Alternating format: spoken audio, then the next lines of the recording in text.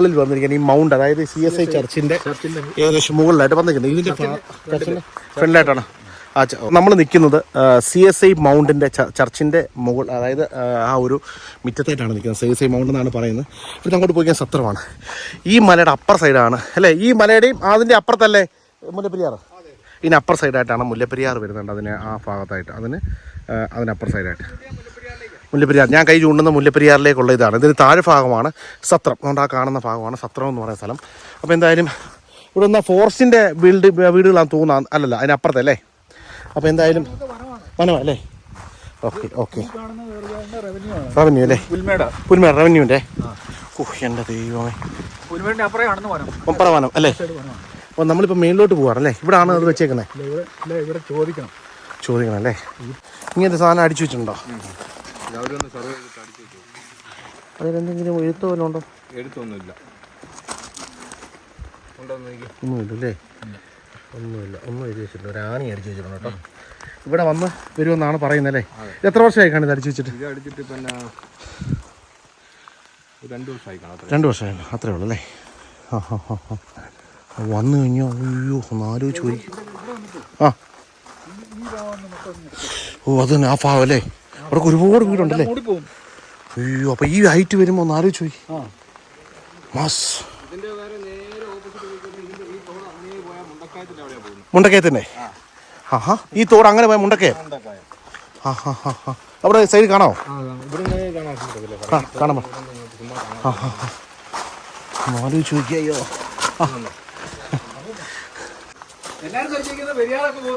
പെരിയാർ പോകുന്നേ.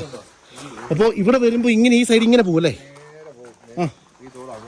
അവിടെ വരെ ഇതൊരു ഇടുവഴിയാ. മറമ്പക്കൊക്ക ഒരു ഭാഗം ഇവിടോട്ട് വരും. അല്ല അവിടെ അപ്പൊ ഡയറക്റ്റ് വരുമ്പോ ഇങ്ങോട്ടാണ് കൊണ്ടുവരുന്നത്. അല്ല ഡയറക്റ്റ് വരുമ്പോ ഇങ്ങോട്ട് പോകും, മറമ്പക്കൊക്കയിലോട്ട്. അവിടുന്ന് പിന്നെ വീണ്ടും മുണ്ടക്കയ ടൗണിലേക്ക് പോകും. പോയിസി എസ്റ്റേറ്റ് അതല്ല, മറ്റേ പാഞ്ചാലിമേടിന്റെ താഴെ ഒരു ഏരിയ ഇല്ലേ, ആ ഭാഗത്ത് ഇത് പോകുന്നേ. ഓ, അങ്ങനെ ഒരു സംഭവം ഉണ്ടല്ലേ. പമ്പയിലോട്ട് പോകും. കോരിത്തോട് ആ ഭാഗമല്ലേ. കോരിത്തോടാ, അതാ റൂട്ട് പോകും. പിന്നെ ബാക്കിയുള്ള അങ്ങോട്ട് അങ്ങ് പോകും. പക്ഷെ ഇവിടെ ഞെടുങ്ങി ഇവിടെ അല്ല. ഞാനൊരു ഡൗട്ട് ചോദിച്ചോട്ടെ. ഇത് കൂടുതൽ അപകടം പറഞ്ഞാൽ ഇത് ഇടുങ്ങിയ സ്ഥലമല്ലേ? ഇടുങ്ങിയ സ്ഥലമോ, നേരെ ഒരു തോട് പോലെ ഇറക്കം ഇങ്ങോട്ടാണ് കിടക്കുന്നത്. എന്നാലും ഒരു മാക്സിമം തള്ളുവരും. ഒറ്റ പോക്ക് പോകുന്നത് ഒരു ഇങ്ങോട്ട് പിടിച്ചു നിൽക്കാതുള്ള സ്ഥലം അങ്ങോട്ട് മാത്രമേ ഉള്ളൂ. കാന പോലെ കിടക്കും. പെരിയാർ അവിടെ കിടപ്പുണ്ട്, ഇതിലും താന്ന് കിടപ്പുണ്ട്. ഒരു ലെവലിൽ കൂടുതൽ ഇത് പൊങ്ങി കഴിഞ്ഞാൽ പെരിയാറിലേക്ക് പോകും. അയ്യോ, അപ്പോൾ ഇതൊക്കെയാണ്. ഇപ്പം എത്രയും പെട്ടെന്ന് കാര്യങ്ങൾ ജനങ്ങളെ സേഫ് ആക്കണ്ടല്ലേ. അത് നല്ല അടിപൊളിയായിട്ടാണ് റോഡ് പണിഞ്ഞേക്കുന്നത്. ഇവിടെ ഒരുപാട് വീടുണ്ടല്ലേ. കണ്ടോ, അവിടേക്ക് ഒരുപാട് വീടുകളും കാര്യങ്ങളൊക്കെ ഉണ്ടോ. അപ്പം നമ്മൾ ഈ നിൽക്കുന്ന അതേ ഹൈറ്റിൽ നിന്ന് താഴോട്ടാണ്. അത് തന്നെ. ഈ ഹൈറ്റിൽ വെള്ളം വരുമെന്നാണ് പറയപ്പെടുന്നത്. ഒരു മാർക്കിങ് വെച്ചിട്ടുണ്ടോ? എന്തായാലും ഇത് പമ്പയിലോട്ടാ. ഇത് നേരെ പമ്പയിലോട്ടാണ് പോകുന്നത് അല്ലേ. മുണ്ടക്കയം പമ്പയിലേക്കാണ് പോകുന്നത്. അച്ഛനല്ലേ, പേരെങ്ങനെയാണ്? ജോണി അല്ലേ, ഫാദർ ജോണിയാണ്. അപ്പോൾ ഇദ്ദേഹവും ഒരു സന്യാസിയാണ്. ആള് ഇത് തന്നെ ലെവൽ നടക്കുന്നത്. മൗണ്ടിൽ നോക്കി കഴിഞ്ഞാൽ ഞാൻ ഇതിലെ മൗണ്ട് പള്ളിയിൽ നോക്കുമ്പോൾ അവിടുന്ന് പൊങ്ങി വരുമ്പോഴത്തേക്ക് വേറെ കാര്യമുണ്ട്. വലിയ വലിയ കല്ലുകൾ വരും.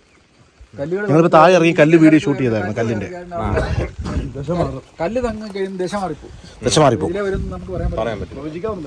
പെരിയാറ്റിൽ കൂടെ പോകുന്നുള്ള ഡെഫിനറ്റ്. കാരണം അത്രയും വീതി കിടപ്പുണ്ട്. ബാക്കിയുള്ളതൊക്കെ ഇടുങ്ങിയ സ്ഥലത്ത് വന്നു വെച്ചാൽ 10 കല്ല് വന്നാൽ മതി, ഡാമായി.